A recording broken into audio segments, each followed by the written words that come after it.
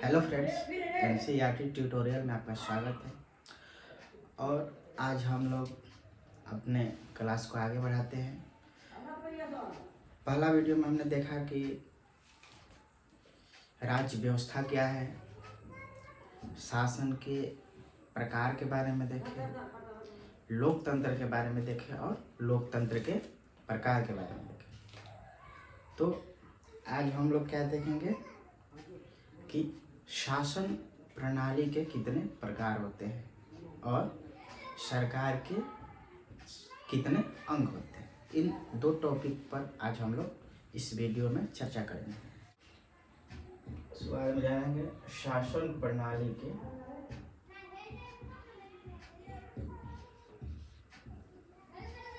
प्रकार।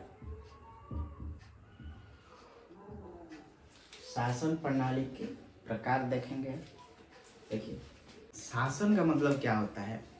जैसे कोई भी एक देश है, उस देश के अंदर, उस देश के भूभाग के अंदर क्या होता है कि लोग रहते हैं। लोग रहेंगे तो उन सभी के मध्य एक सामंजस्य स्थापित करना होगा, नहीं तो आपस में ही एक दूसरे के प्रति गलत बिहेवियर होगा, उन लोगों के बीच सामंजस्य नहीं होगा। तो उसी सामंजस्य को स्थापित करने के लिए क्या किया जाता है कि शासन का कार्य किया जाता है।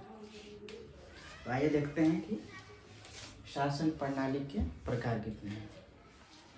देखिए,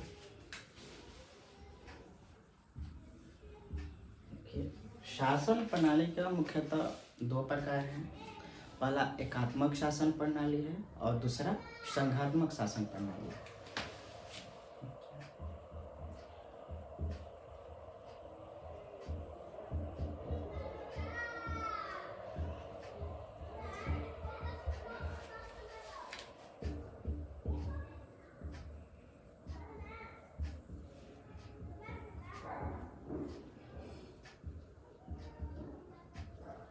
देखिए, पहला क्या है, शासन प्रणाली के कितने प्रकार है?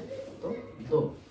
पहला एकात्मक शासन प्रणाली और दूसरा संघात्मक शासन प्रणाली। आइए देखते हैं अब एकात्मक शासन प्रणाली क्या है। एकात्मक शासन प्रणाली, एकात्मक शासन प्रणाली नाम से यह स्पष्ट हो रहा है कि एक मतलब एक केवल एक ही स्तर पर क्या होगा कि सरकार होगी। इसका तात्पर्य है, जैसे हम लोग के भारत में क्या है, दो स्तर पर सरकार है, एक केंद्र में है और दूसरा राज्य में है। तो इसमें क्या होता है, एकात्मक शासन प्रणाली में केवल केंद्र में ही सरकार होती है। समझे, केवल केंद्र में ही एक सरकार होती है केवल। वहाँ पर क्या होता है कि राज्य में सरकारें नहीं होती है, इसीलिए इसको एकात्मक शासन प्रणाली बोला जाता है। देखिए, केवल केंद्र में सरकार होती है, केवल केंद्र में सरकार होती है। उसे क्या बोला जाएगा? देखिए, जिस देश में केवल केंद्र में सरकार होती है, राज्य में सरकार नहीं होती है, उसे उस देश को बोला जाएगा क्या कि उस देश में एकात्मक शासन प्रणाली है। अगर इसको हम एग्जाम्पल देखें कि अभी वर्तमान में किस देश में एकात्मक शासन प्रणाली लागू है, तो देखिए, देख सकते हैं यूके, यूनाइटेड किंगडम, फिर यहाँ पे देख सकते हैं फ्रांस को देख सकते हैं, जापान को देख सकते हैं आदि। मतलब इसे समझ लीजिए कि जो भी जैसे छोटा देश है, उन छोटे देशों में अधिकतर ये शासन प्रणाली लागू होते हैं। एक तरफ से देखा जाए तो चीन तो ऐसे एक बड़ा देश है, लेकिन चीन में भी कुछ हद तक एकात्मक शासन प्रणाली लागू है। कैसे? क्योंकि यहाँ पर क्या है, केवल एक ही दल है वहाँ पे, और वहीं क्या करता है कि हमेशा चुनाव जीतता है। जिस दल का नाम क्या है, साम्यवादी यानी कम्युनिस्ट पार्टी उसका नाम है। तो वहीं क्या होता है कि वहीं वहाँ पर केवल सरकार बनाता है। तो उसको भी कहीं ना कहीं एकात्मक शासन प्रणाली में चीन की शासन प्रणाली को शामिल किया जा सकता है। फिर इसमें इम्पोर्टेंट पॉइंट तो यही है कि केवल केंद्र में सरकार होती है। इसी का क्या होता है, केवल एक संविधान होती है। अगर एग्जाम्पल दिया जाए तो यूके हो जाएगा, फ्रांस, जापान, इटली, मतलब बहुत सारे ऐसे यूरोपीय यूनियन के जो भी कंट्री है, ये भी क्या है, एकात्मक शासन प्रणाली है। EU भी लिख सकते हैं, यूरोपियन यूनियन, यूरोपीय संघ, इसका हिंदी क्या होगा, यूरोपीय संघ। चलिए, अब एकात्मक शासन प्रणाली खत्म हुआ, अब आते हैं संघात्मक शासन प्रणाली पर। संघात्मक शासन प्रणाली देखिए, यहीं पर संघात्मक शासन प्रणाली को अगर हम देखें तो संघात्मक में क्या होता है कि केवल यहाँ पे एक स्तर पर सरकार होती है, तो यहाँ पे 2 स्तर पर सरकार होती है।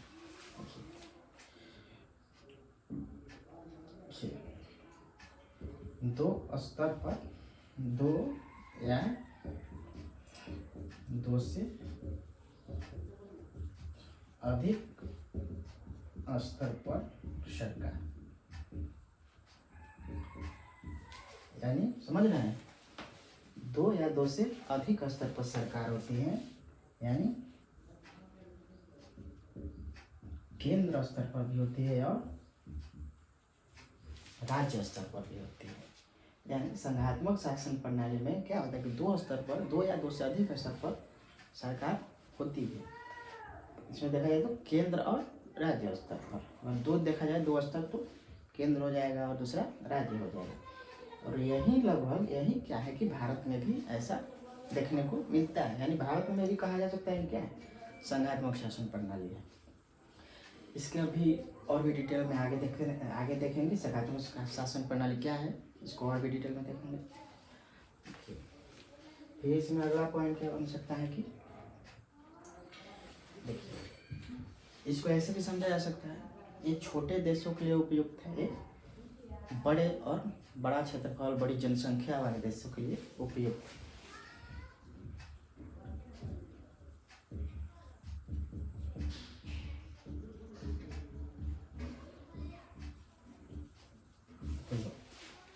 समझे, बड़े देशों के लिए उपयुक्त। अगर इसका एग्जाम्पल हम लोग देखें, इसका एग्जाम्पल देख लीजिए।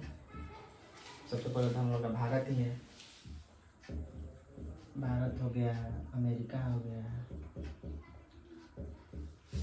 मतलब बहुत सारे देशों में जो बड़ा बड़ा देश है क्या है, वहाँ पे संघात्मक शासन प्रणाली लागू होती है। चलिए आइए आगे देखते हैं और संघात्मक शासन प्रणाली के और डिटेल में देखते हैं, क्योंकि इसके भी कुछ टाइप्स हैं। चलिए आइए देखते हैं।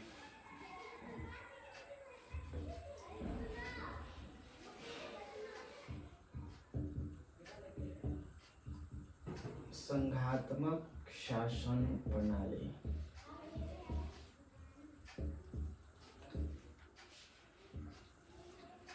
संघात्मक शासन प्रणाली, इसको भी क्या किया गया है कि 3 भागों में इसको विभाजित किया गया है। 3 भाग कौन कौन है, आइए देखते हैं।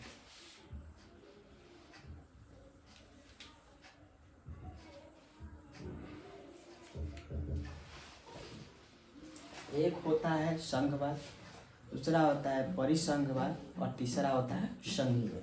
आइए देखते हैं।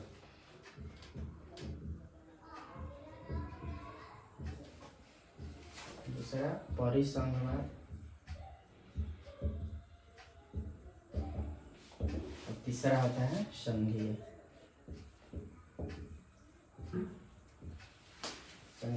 संघवाद शासन प्रणाली, यहाँ पर लिखा जा सकता है परिसंघवाद शासन प्रणाली और संघीय शासन प्रणाली। हो गया। तो संघात्मक शासन प्रणाली को क्या किया जाएगा, 3 भागों में विभाजित किया गया है। आइए देखते हैं कि संघवाद शासन प्रणाली क्या है।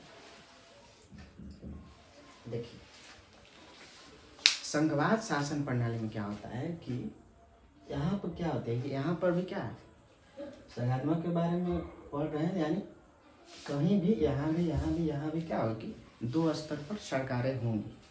समझे, तो संघवाद शासन प्रणाली में क्या होता है कि यहाँ पर 2 स्तर पर सरकारें होती है, केंद्र और राज्य में, लेकिन यहाँ पर क्या होता है कि दोनों की स्थिति समान होती है। मतलब क्या है कि दोनों क्या करते हैं, दोनों के पास क्या होता है कि पहले तो संविधान होता है दोनों के पास।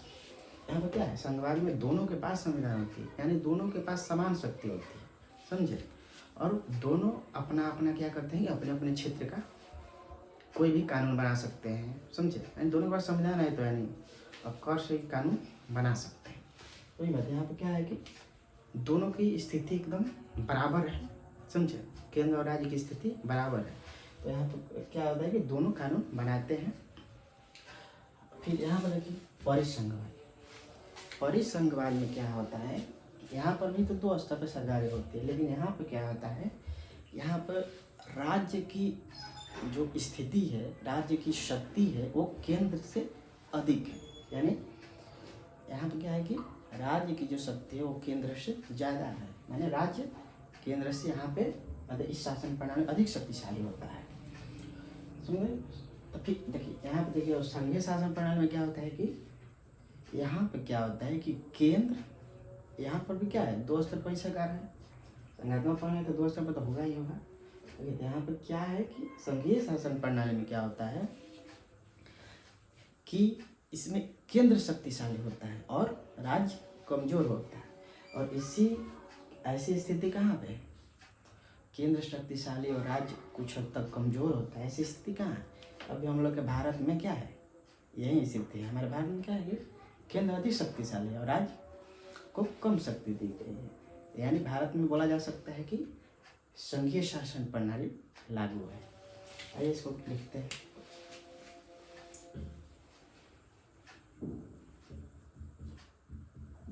केंद्र और राज्य की शक्ति बराबर होती है।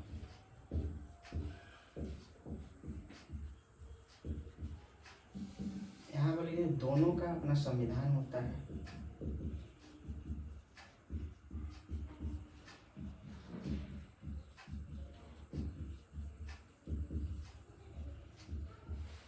अगर देखिए यहाँ पे दोनों का अपना संविधान होता है। अगर एग्जाम्पल में हम लोग देखें किस देश में यानी अभी ये वर्तमान में लागू है, तो हम लोग अमेरिका को देख सकते हैं, अमेरिका। फिर यहाँ पर देखिए कि परिसंघवाद शासन प्रणाली क्या है, क्या बताएं इसमें राज्य ज़्यादा शक्तिशाली होता है और केंद्र कमजोर होता है। देखिए इसको, राज्य केंद्र के अपेक्षा शक्तिशाली होता है।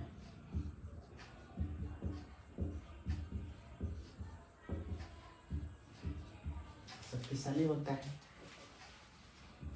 अगर इसका एग्जाम्पल हम लोग देखें तो परिसंघवाद अभी किस देश में लागू है, अगर हम लोग इसका एग्जाम्पल देखते हैं तो ऑस्ट्रेलिया को देखा जा सकता है।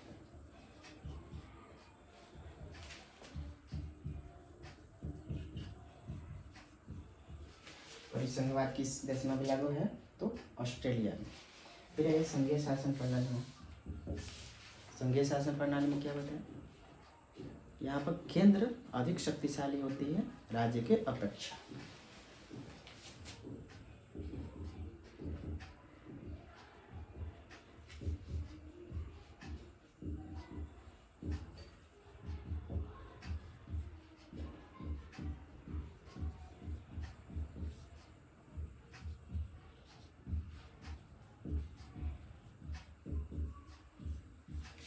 राज्य की अपेक्षा। अगर इसका एग्जाम्पल हम देखते हैं तो भारत को देख सकते हैं, यानी हमारे देश में क्या है, संघीय शासन प्रणाली लागू है। यहाँ पर देखिए अगर संविधान की बात करें तो भारत में क्या है कि एक ही संविधान है। और परिसंघवाद में भी क्या होगा कि राज्य का ही संविधान, क्योंकि राज्य शक्तिशाली है केंद्र की अपेक्षा, तो राज्य के पास ही संविधान की जो भी शक्तियाँ होगी अधिकतर इसी के पास होगी। चलिए, यानी संघात्मक शासन प्रणाली आप लोग समझ लिए होंगे। ये क्या है कि संघात्मक शासन प्रणाली का मतलब है कि किसी भी देश में, यानी किसी भी देश में जब दो स्तर पर सरकारें होती हैं तो उससे हम लोग क्या बोलेंगे, संघात्मक शासन प्रणाली उस देश में लागू है। अगर उसमें भी अगर पावर के आधार पर हम देखें कि किसके पास कितनी ज़्यादा शक्ति होती है, राज्य के पास होती है कि केंद्र के पास ज़्यादा शक्ति होती है, तो उसके आधार पर इसको डिवाइड किया गया है। संघवाद में परिसंघवाद और संघीय शासन प्रणाली। संघ देखिए यहाँ पर लिखे थे 2 या 2 से अधिक, 2 या 2 से अधिक मतलब स्तर पर क्या होता है, शासन होता है। देखिए भारत में क्या होता है, भारत में केंद्र है, राज्य है और एक देखते हैं स्थानीय मतलब सरकार भी होती है, स्थानीय सरकार, इसमें पंचायती राज हो गया। तो ये सारी क्या है, लगभग भारत में 3 स्तर पर सरकारें हैं, स्थानीय स्तर पर है, राज्य स्तर पर है और केंद्र स्तर पर। इसलिए वहाँ पे क्या 2 या 2 से अधिक लिखती है। चलिए, तो आशा करते हैं कि आप लोगों को ये जो संघात्मक शासन प्रणाली होती है, फेडरल सिस्टम होता है, आपको समझ में आ गया होगा।